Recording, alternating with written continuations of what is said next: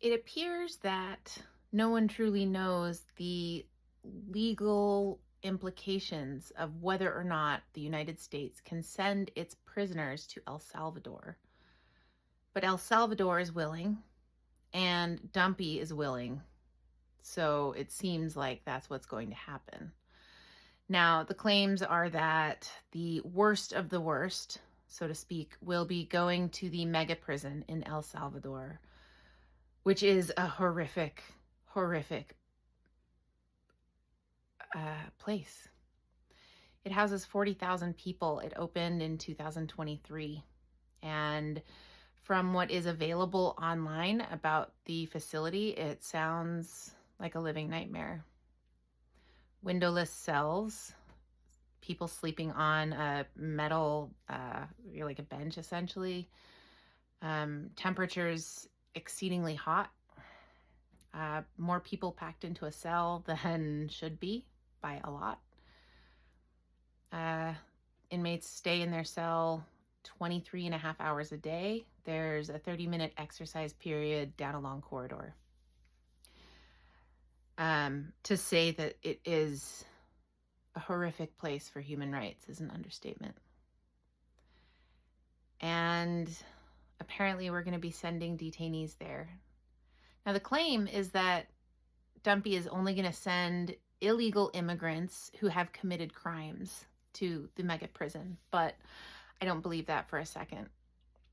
We are entering territory that we've never seen before. And that means that it is suddenly within reach that if you have a bad day and have a crime like I did, an accident where you end up in prison, now there's a chance that you might not be held in the state or even country that you're from. And that is horrifying as far as human rights and dignity is concerned. I want to make it very clear, I am not anti-punishment.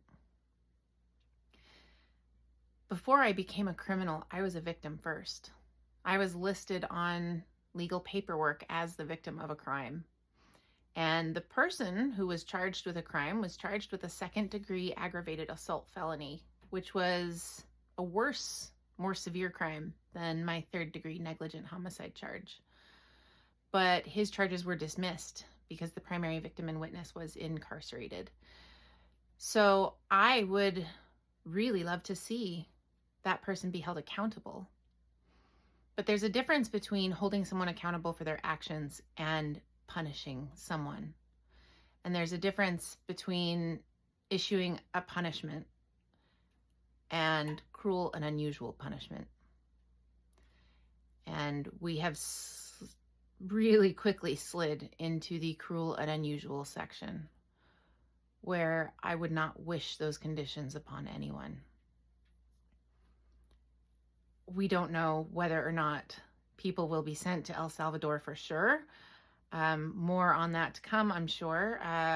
I've read reports that the first planes left for Cuba today, for Guantanamo, and it was 2 military planes, which is also unprecedented because previously immigrants did not travel by military plane.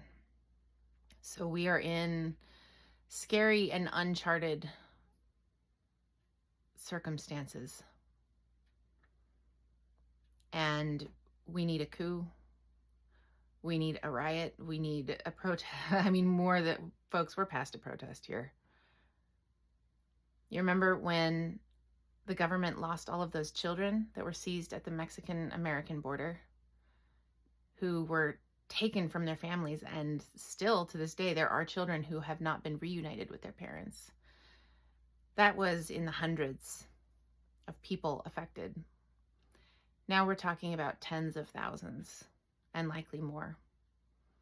This is a genocide. We are actively in a genocide that the American government is perpetrating against migrants, against its own citizens, against a very long list. So this is a coup. This is a hostile takeover of American government. We need to change this.